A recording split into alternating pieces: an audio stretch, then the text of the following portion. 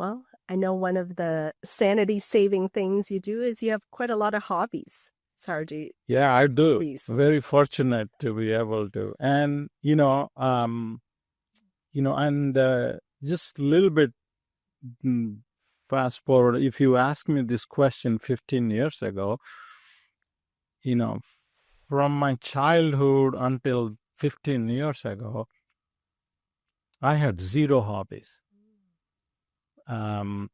But I was very deliberate about developing serious hobbies. So right now, I seriously pursue 3 hobbies. I play golf, and I fish, and I'm a beekeeper. I become a beekeeper. So become very outdoorsy. Growing up in India, academics was 100% of my focus. Hobby, focus, career, everything was. It was a luxury. Yeah. It was like decadence, right? It didn't exist in my vocabulary or but I've become very outdoorsy. It gives me a calming effect. I disconnect better. I'm able to not take my phones with me when I'm pursuing these, so that I feel a little disconnected. Now, I'm starting to learn how to shoot. So, yeah, hobbies have become a very important part of my own journey to retreat from the mountain and try to manage that, try to enjoy that journey. Well, redefining your definition of success. Exactly. Right? Exactly. What is it about being outdoors, you think, that gives us that calming effect? It may mean different for different people. For me, when I'm at a workplace, I feel like we always live in an environment at our workplace that if we don't do something, the sky is going to fall and the earth is going to shatter. And for me, it's a validation that the sky is still there and it's always going to be there, and the earth is always going to be there. So, yeah, mostly it's a manufactured problem. It's really not a problem. So, for me, it is a realization that, yeah, these are big problems we are tackling, but it's not going to be end of the world. If I didn't win that massive deal that I am going after, it's not going to be end of the world. I think we're going to get the next deal, if not then the deal after the next deal. So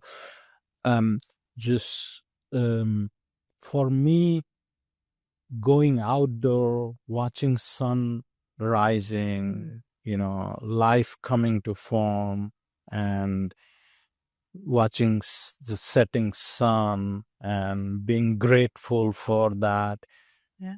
We lived another day successfully. It just gives me a very grounding and balancing effect to myself personally. Even it helps me perform better at my work. For sure. Yeah. And you mentioned several sports, right? And I think sports teaches us so much about sales even, right? Yeah. Like you are not going to win every shot. Yeah. And then it's on to the next. Yeah. On to the next, next pitch, the next volley, whatever it might be. Right. There is a term I've learned in this country is called Monday morning quarterbacking. Okay. So, we come Monday morning, the throw should have been this way, that way. We do a lot of analysis paralysis. If you talk to one of my direct report or any team member, if in a discussion, we start doing an analysis paralysis like that, we should have done this in the pitch and things like that. I tend to stop the conversation. I'm like, guys, we need to drive the car looking at the windshield. Yes, the rear view mirror is important, but if we are spending more than 5% of our time looking at the rear view mirror, we are really not driving the car the way we should be driving. So let's drive this company looking at the windshield.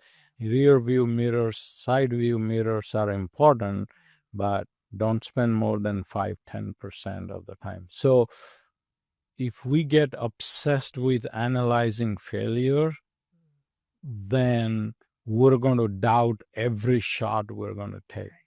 If we keep celebrating the past success, we're going to get cocky. Yeah. Okay. So looking back has some great benefit, but it could paralyze your performance from now to the future. Yeah, for sure.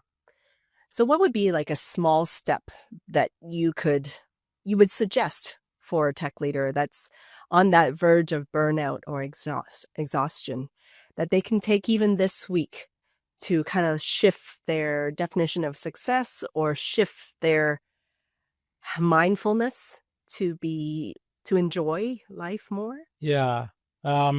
First thing is to, we all need to ask ourselves the question. My mind is always busy. My mind is always occupied. Is that a healthy state for me to make better decision for my organization, for my team? I think each one of us is going to say no. So what is the best way to rest my mind temporarily, right? Rest my mind every day, rest my mind every week, rest my mind every month, rest my mind every quarter, okay? It has to be in that frequently. Just going on a vacation once in 6 months, it doesn't work for the type of performance is expected out of our roles. Right. We almost need 20 to 30% of our calendars blocked out and doing nothing, no meetings, no interaction. That has a powerful effect on the quality of decisions we are making and our performance, how we are performing. And last but not the least, how we feel about ourselves. Each one of us feel about ourselves. And so there is a way we can get disconnected from the metrics on a daily basis, on a weekly basis. Yeah. That would be, you will see instant reward on our performance and our overall state of our mind and happiness. And as you're saying all that, it makes me think, just like we have a plan for our business, Yes, we should have a plan for our rest and recovery. 100%. Very well said. Yeah. Yeah. One is needed for the other. Yeah. I mean, sure. we can't, our brains are not designed to make these high impact, high outcome decisions day in and day out, 24/7. Right. It's not. And there's no room for creativity. Correct. 100%. Right? And if we're going to so-called survive and thrive in an AI world, we need our human creativity. 100% Right. agree. Yeah.